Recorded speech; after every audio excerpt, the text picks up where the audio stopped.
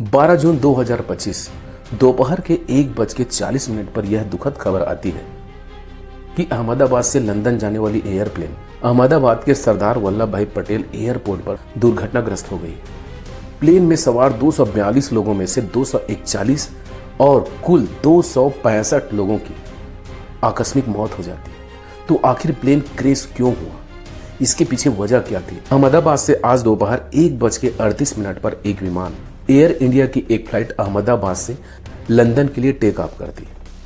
Plane में कुल 242 लोग सवार थे, जिनमें से 230 पैसेंजर थे और 12 क्रू मेंबर थे। इस प्लेन को उड़ा रहा था 8200 घंटे की अनुभव वाला एयर इंडिया का कैप्टन सतीश सबरवाल और इसके जो फर्स्ट पायलट थे वो थे क्लाइव कुंद्रा। प्लेन को दोपहर 1:38 पर अहमदाबाद से टेक ऑफ करना था। लंदन के लोकल टाइम से अगर देखा जाए तो 6:05 पर वहाँ लंदन में उसको लैंडिंग करना था और अगर भारत के टाइम के हिसाब से 10:30 या 11 बजे के आसपास उसको लंदन में लैंड करना था। इस प्लेन का नंबर था AI-171 यानी एयर इंडिया की फ्लाइट 787 बोइंग ड्रीम लाइनर। हैरानी की बात यह है दोस्तों, अभी तक ड्रीम लाइनर प्लेन आज तक कहीं भी इसके पहले क्रैश नहीं हुआ। अभी जो क्रैश हुआ है वो पहला मौका है। शामिल 242 लोगों में से 169 लोग इंडियन थे, 53 लोग ब्रिटिश थे और 7 पुर्तगाली नागरिक थे तथा इनमें से एक कनाडियन नागरिक था। तय समय के हिसाब से 1:38 पर एयरपोर्ट से ये जो प्लेन है टेक ऑफ करती है, लेकिन कुछ 1 मिनट के अंतराल में ही ऊपर जाने के बजाय वह धीरे धीरे नीचे आने लगता है। फिर एक इमारत के पीछे वह प्लेन जाता है और उसके बाद एक आग का गोला नजर आता है, मतलब प्लेन क्रैश हो जाता है। कुल मिलाकर 265 लोगों की मौत होने की खबर आई है, जिसमें से 241 लोग जो प्लेन के यात्री थे, 24 अन्य लोग थे। जो सामने जो इमारत टकराई वो इमारत डॉक्टर्स लोगों का मेस हॉस्टल था, जहां पर वो लोग शायद लंच कर रहे थे या आराम कर रहे थे। बचाव दल वहां पर पहुंचती है और सभी लोगों को बचाने का प्रयास किया गया, लेकिन आज तक इतिहास में ऐसा हुआ है दोस्तों, जब प्लेन क्रैश होता है तो कोई नहीं बचता है। लेकिन किस्मत से वहां पर एक व्यक्ति बच जाता है। जो 242 लोग सवार थे उनमें से एक रमेश कुमार विश्वास नाम का एक व्यक्ति है जो इंडियन मूल का ब्रिटिश नागरिक है। वो बड़े ही किस्मत के साथ वहां पर बच निकलता है। अब सभी के मन में सवाल यही है दोस्तों कि प्लेन क्रैश हुआ तो आखिर हुआ कैसे? तो इसके पीछे बेसिकली 3-4 जो कारण है उनको बताया जा सकता है। हालांकि जब ब्लैक बॉक्स नहीं आता है, उसका रिपोर्ट सामने नहीं आता है, तब तक जो रियल कारण है वो पता नहीं चलता है। लेकिन अभी हम एक अनुमान लगा सकते हैं जो इसके जो दुर्घटना के कारण है, प्लेन क्रैश होने के जो अधिकतर कारण देखने को मिलता है अभी तक जितने भी प्लेन क्रैश हुए हैं उनके जो क्या कारण हुए हैं, उसमें जो सबसे पहला कारण आता है होता है बर्ड हिटिंग। जो सोशल मीडिया में वीडियो जारी हुआ है उसमें अगर देखते हैं, जो प्लेन जो टेक ऑफ होता है उसके बाद कहीं पर भी उसके इंजन में आग या धुआं दिखाई नहीं दे रहा है। अगर बर्ड हिटिंग होता है तो सबसे पहले इंजन से टकराता है, उसके बाद वहाँ पर आग निकलता है, आग का गोला निकलता है। अगर एक इंजन को चोट लगता है तो दूसरा इंजन सही सलामत काम करने लगता है, जिससे प्लेन में उतनी रिकॉर्ड नहीं होती है। तो जो देखने पर सोशल मीडिया में आया वहाँ पर आग वाग दिखाई नहीं दे रहा है, उसके इंजन के आसपास आग दिखाई नहीं दे रहा है, तो इससे ये पता चलता है कि बर्ड हिटिंग तो नहीं हुई होगी। दूसरा जो कारण यहाँ पर समझ में आता है कि इंजन फेल हो गया होगा। और जानकारी के मुताबिक बता दें दोस्तों, जो इस प्रकार की प्लेन होती है उसमें डबल इंजन होता है। अगर एक इंजन फेल भी हो जाए तो जो दूसरा इंजन होता है वो इतना काबिल होता है कि आपको सही सलामत आप मंजिल तक पहुंचा सके। तीसरा जो कारण है दोस्तों, टेक्निकल फॉल्ट हो सकता है।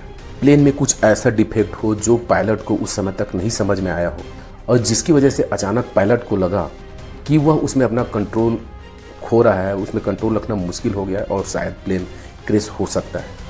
आपने सुना होगा जब भी कोई प्लेन टेक ऑफ होता है, टेक ऑफ होने के बाद पायलट जो है उसको ऑटो पायलट पर छोड़ देता है, जिसके कारण ट्रेन बड़े ही संतुलन के साथ चलते रहता है। समझने वाली बात यह है दोस्तों कि टेक ऑफ और लैंडिंग ये जो दोनों वक्त होता है वो मैनुअल होता है, माने ये पूरी तरीके से निर्भर होता है ड्राइवर के ऊपर।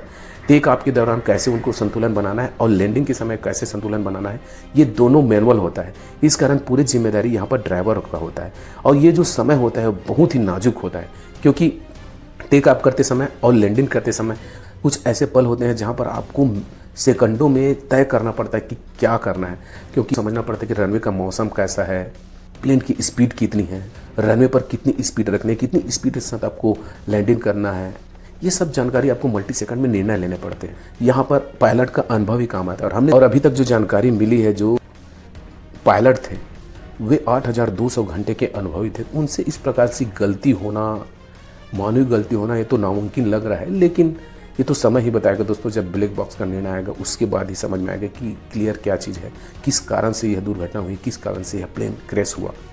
लगभग 11 साल यह पुराना प्लेन था, हो सकता है इसमें भी कुछ टेक्निकल खामी हो, उसके जो बाहरी बनावट है उसमें भी कमी हो सकता है, क्योंकि पायलट की क्षमता पर कोई शक करने की गुंजाइश नहीं है। लगभग 7,000 किलोमीटर का तय करना था, लगभग 10 से 10.5 घंटे का सफ़र और तय करना था। प्लेन टेक ऑफ करने की कुछ ही 625 फीट की दूरी ही तय किया होगा कि अचानक प्लेन क्रैश हो गया।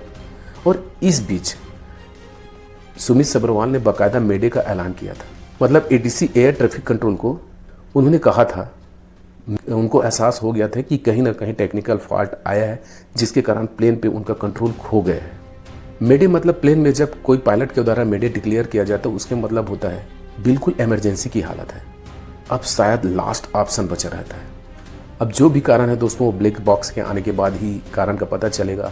बोइंग जो कंपनी है वो भी जांच करेगी, हमारे जो प्रशासन है, उड्डयन प्रशासन है, उसके द्वारा भी एक समिति गठित की गई है जिसके द्वारा पता चलेगा कि किस कारण से टेक ऑफ होने के दौरान यह प्लेन क्रैश हो गया। अब सवाल ये उठता है दोस्तों कि इसका जवाब दे कौन है। हालांकि टाटा सन्स के द्वारा घोषणा किया गया है कि मृतकों को 1 करोड़ की सहयोग राशि प्रदान की जाएगी, 1 करोड़ की सांत्वना राशि दिया जाएगा, और उड्डयन प्रशासन सरकार के द्वारा 25-25 लाख का प्रति व्यक्ति जो मृतक है उनको सहायता राशि दिया जा रहा है। साथ ही घायलों की पूरी इलाज की जिम्मेदारी टाटा सन्स के द्वारा लिया गया है। भगवान मृतकों की आत्मा को शांति प्रदान करे और उनके परिवार वालों के इस आपदा के समय में भगवान संबल प्रदान करे।